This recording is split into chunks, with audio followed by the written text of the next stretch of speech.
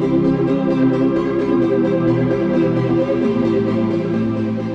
gente gostaria de dar boas-vindas aqui no canal da SBEM no YouTube para falar um pouquinho de um evento que vai acontecer agora, nos próximos dias, que é o Congresso da Endocrino Society, um dos maiores congressos de endocrinologia do mundo, em que a SBEM tem sempre uma participação bem significativa, e nós estamos aqui com a doutora Giovana e com o doutor Fernando, que estarão participando da Press Conference, que vai acontecer online esse ano, o congresso é todo online, que vai acontecer nos próximos dias. Então, gostaria de dar as boas-vindas para a doutora Giovana e para o doutor Fernando. Obrigada. Obrigado. Bem, a participação brasileira nas press conferences, que são encontros com a imprensa internacional durante o Congresso da Endocrino Society, elas são recentes, né? Apesar do Congresso já ter muito tempo, esse tipo de dinâmica já vem acontecendo também há algum tempo. Só a partir de 2018 é que a Endocrino Society convidou especialistas brasileiros para que participem dessas press conferences. Eu gostaria de saber o que vocês acham de estarem participando de uma atividade como essa, representando o Brasil durante o Congresso. Então, é uma grande honra. A gente está muito feliz. Eu me sinto muito, muito feliz e reconhecida.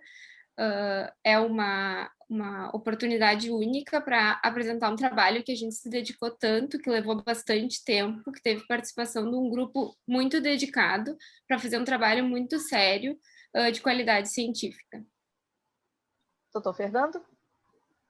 Eu acho que posso complementar pelo fato de ter tido muita sorte de ter sido orientador desse grupo fantástico de pessoas que se complementaram, né, com um resultado muito legal de uma dúvida que se tinha, né, na literatura em relação a essa questão, né, da relação entre o uso dessas medicações chamados análogos do GLP-1 e tumores de mama, benigno e maligno. Havia alguma dúvida e eu acho que essas questões foram bem respondidas através desse trabalho que a Giovana vai apresentar no Congresso. Explicando um pouquinho para o pessoal que nos acompanha, as press conferences dentro do Congresso da Endocrino Society, elas são feitas realmente separadamente. Quando era a possibilidade da gente ter isso em loco, né, antes da pandemia, existe uma área específica da Endocrino Society dentro do Congresso, onde essas atividades são voltadas para a imprensa internacional, e, em paralelo, continuam acontecendo todas as atividades. E a gente tem uma coisa chamada embargo, onde a gente...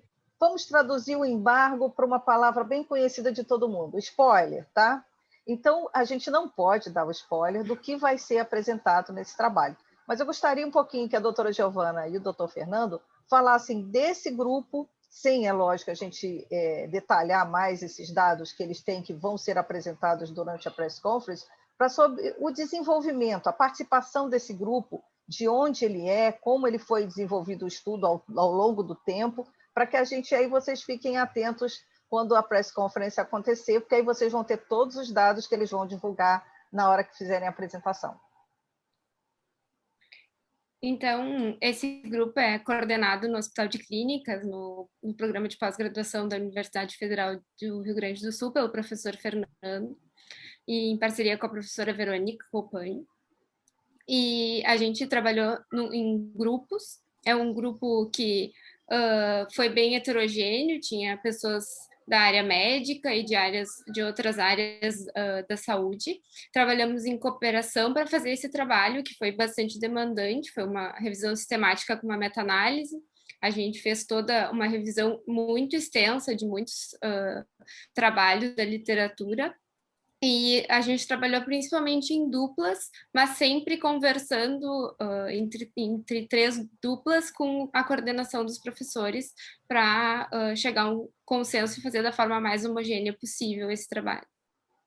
Como foi coordenar isso, doutor Fernando? Essa dúvida em relação a essa questão do trabalho surgiu através de algumas apresentações que eu fazia, em que a gente avaliava, em relação a uma medicação desse grupo, que os estudos do programa de desenvolvimento mostravam que poderia haver algum risco né, de casos de câncer de mama associados ao uso dessa medicação. E cada vez que eu apresentava esses dados, as pessoas levantavam, pô, mas isso eu acho que é uma coisa meio preocupante, embora, né, a incidência de câncer de mama era muito pequena, mas sempre levantava essa lebre, né, de será que realmente tem uma relação ou não? Então, essa metodologia científica que a gente utilizou é a metodologia ideal para isso, né? E a gente conseguiu, então, reunir todos os trabalhos, né, de ensaios clínicos randomizados dessa classe de medicações e conseguimos avaliar se realmente existe, né, que são as análises de GLP-1, a relação com o risco de câncer de mama, tumores benignos de mama, e também fazer subanálise de acordo com o tempo de duração, né, e com o tipo de classe de medicação e outras subanálises para tentar entender melhor se havia alguma relação do que tinha sido encontrado preliminarmente no programa de desenvolvimento, né, com uma possível sinalização ou não. Né? E esses resultados, então, a gente vai poder apresentar no congresso. E eu acho que algo especial é que a gente também utilizou uma metodologia científica que permite nós afirmarmos que a gente tem segurança em dizer que os resultados que vão ser encontrados e serão apresentados, eles não vão mudar com o tempo e que essa questão está respondida com os resultados desse trabalho através de um tipo de análise estatística que nós temos para avaliar o poder do estudo. Eu vou matar uma curiosidade minha, acredito que seja uma curiosidade de muita gente, que é o seguinte, a gente sabe que são várias mesas de press conference que acontecem durante, em geral, às vezes são 4 ou 5 mesas que são para esse tipo de debate. E sempre fica aquela ideia, assim, como foi feito esse contato, né?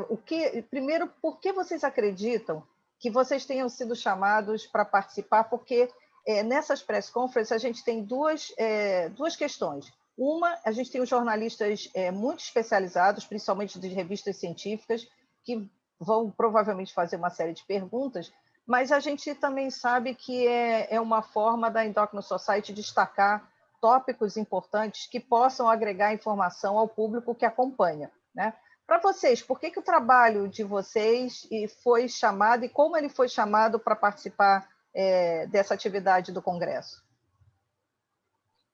Então, Cristina, a princípio a gente enviou o trabalho para uma apresentação no Congresso, ele foi selecionado para apresentação oral, e aí a gente estava se organizando, preparando a apresentação, e eles entraram em contato conosco por e-mail. E a Endocrine Society tem feito contatos com a gente, eu tive uma reunião com eles para preparação para essa press conference, com orientações genéricas, assim, de como deveria ser, inclusive, assim, termos técnicos, de o quão aprofundado a gente deveria, porque é diferente da apresentação do trabalho durante o congresso, né, porque o público não é composto de pessoas da área da saúde, são jornalistas que são especializados nessa área, mas ainda assim não é um público de médicos e profissionais de saúde.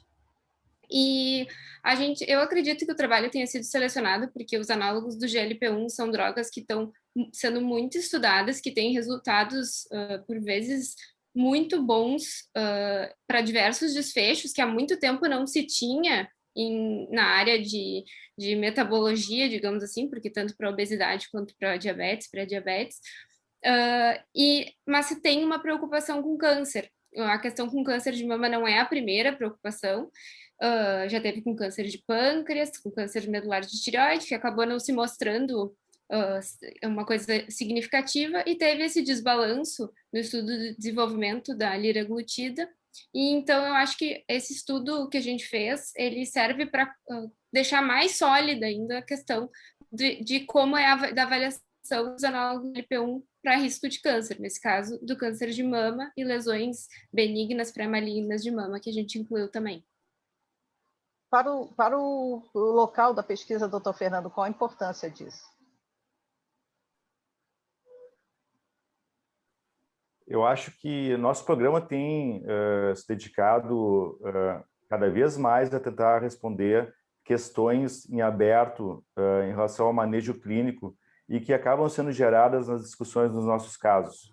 Então, quando a gente tem uma questão em aberto que nós também não sabemos responder e que é muito relevante ou importante para a assistência dos nossos pacientes, a gente acaba, então, desenvolvendo um projeto para tentar respondê-las. Eu acho que esse projeto, nesse sentido, respondeu essa questão, né? São medicações que, como a Giovana falou, elas têm um impacto muito importante no tratamento, na assistência dos pacientes com obesidade e diabetes, porque elas reduzem doença cardiovascular, elas reduzem o risco de doença renal do diabetes, né? Elas causam perda de peso, tanto que uma delas foi já aprovada para tratamento específico da obesidade, e elas também diminuem o risco de hipoglicemia. Mas, por outro lado, a gente sabe que existe uma relação entre obesidade, diabetes e câncer muito importante. Então, uma droga que modula e serve para tratamento dessas doenças poderia interferir, né, e ter um impacto sobre o risco de câncer aumentado que a obesidade e o diabetes traz. E a gente quis tentar responder a essa questão. Eu acho que, acima de tudo, consolida, né, é um trabalho que consolida, entre vários outros, né, a importância do nosso programa de pós-graduação em Ciências Médicas e Endocrinologia da Universidade Federal do Rio Grande do Sul, que é um programa de destaque no Brasil, é o único programa que tem nota 6 pela CAPES, né, e eu acho que isso traz um retorno em termos de, né, de consolidação, de nome do nosso programa, e que a gente tem como objetivo muito também atrair os melhores recursos humanos para a formação aqui na nossa universidade, e também para poder ter um papel nesse quebra-cabeça de construção da ciência a nível global. Eu acho que, nesse sentido, esse trabalho, né, que a Giovana e todos os outros participantes tiveram, consegue, com primor, preencher essa expectativa. Bom, a gente agradece muito a participação da doutora Giovana e do doutor Fernando. Convido vocês para que vocês acompanhem a cobertura do Endocrino Society através das mídias sociais da SBEM. Para quem não segue muito pelo Twitter, o Twitter é a ferramenta mais usada pelas entidades internacionais na hora de transmissão de congressos do porte como o da Endocrino Society. E também vocês não deixem de acompanhar as notícias que vão ser publicadas no site da SBEM. Queria mais uma vez, então, agradecer a doutora Giovana, doutor Fernando, desejar boa sorte nessa empreitada, que é um desafio importante e eu acho que uma representatividade muito importante para a endocrinologia brasileira. Obrigado. Obrigada, muito obrigada.